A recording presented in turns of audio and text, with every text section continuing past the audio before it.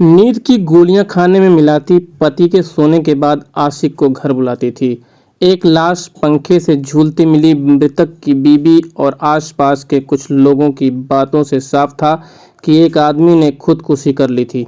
लेकिन पोस्टमार्टम और autopsy report ने कहानी कुछ और ही बयान की।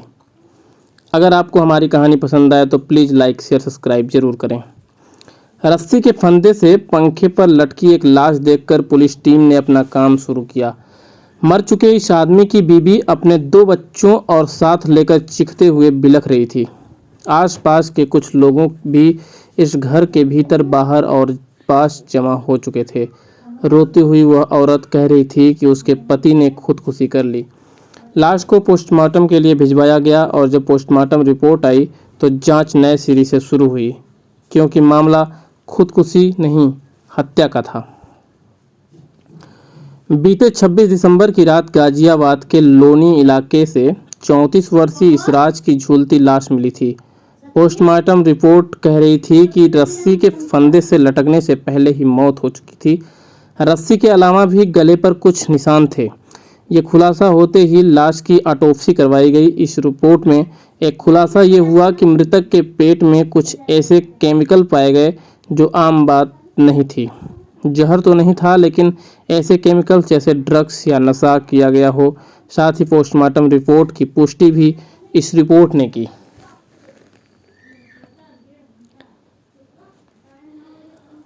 अब मृतक के पास थ्योरी थी और सबूत या इकबालिया बयान की जरूरत थी।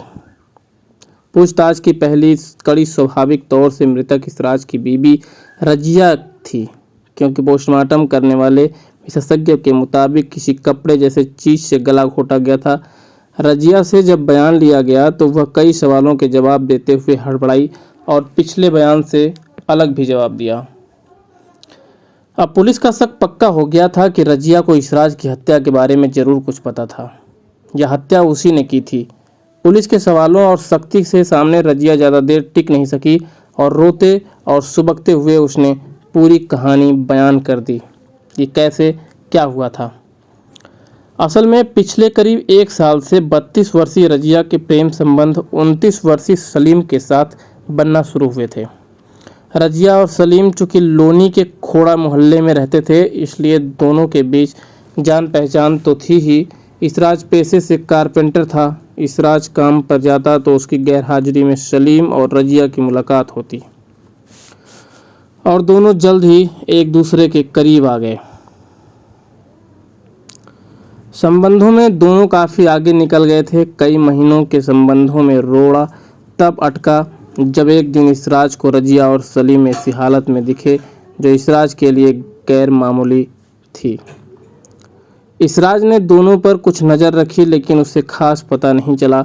इसके बाद रजिया और सलीम ने मुलाकात का कोई और तरीका निकालने की जुगत की। अब होने ये लगा कि रजिया खाने या पीने की चीज़ों में नींद की गोलियां मिलाकर इसराज को खिलाने लगी। ये खाना खाकर इसराज गहरी नींद में सो जाता और तब रजिया फ़ोन करके सलीम को घर बुलाती। यही चक्कर कुछ वक्त तक चलता रहा, लेकिन एक दिन राज खुलता ही है तो खुल गया और दिसंबर 2018 में इसराज के सामने रजिया और सलीम की सच्चाई सामने आ गई। इसराज ने सलीम को भी खूब डांटा और हाथ भी उठा दिया। इसराज ने सलीम और रजिया दोनों को सख्त धमकी दे दी कि अगर सलीम आइंदा उसके घर आया या रजिया ने कभी उसे घर बुलाया तो अंजाम अच्छा नहीं होगा। अब सलीम और रजिया ने कुछ दिनों के इंतजार के बाद इसराज नाम की मुसीबत को रास्ते से हटाने का फैसला कर लिया। रजिया के बीते 26 दिसंबर की रात इसराज के खाने में नींद की बहुत सारी गोलियां मिला दी। जैसे ही इसराज सोया, रजिया ने सलीम को फ़ोन किया। सलीम के घर पहुंचते ही रजिया ने उसे अपना दुपट्टा दिया। दोनों ने मिलकर दुपट्टे से इसराज का गला घोट दिया। इसराज के दम तोड़ते ही दोनों ने इस कत्ल को खुदकुशी का रंग देने के लिए एक रस्सी के सहारे इसराज की लाश को पंखे से टांग दिया। फिर सलीम के जाने के बाद रजिया घर से निकली। कुछ देर बाद रजिया घर लौटी और उसने हंगामा शुरू कर दिया। उसने आसपास के लोगों से कहा कि वह कुछ देर के लिए काम से बाहर गई थी और लौटी तो इसराज की लाश देखी। रजिया ने यह कहानी भी बनाई कि कुछ दिनों से इसराज का धंधा खराब चल रहा था, इसलिए वह परेशान था। लेकिन रजिया की ये सारी कहानियाँ जांच रिपोर्टों ने झूठी साबित कर दी और उसे सच कबूलना ही पड़ा।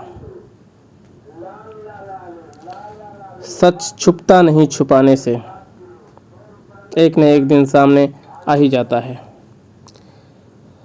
अगर आपको ये कहानी हमारी पसंद आती है तो प्लीज़ हमारे चैनल को लाइक, शेयर और सब्सक्राइब ज़रूर करें और हमारा हौसला ऐसे ही बढ़ाते रहें। बहुत बहुत धन्यवाद।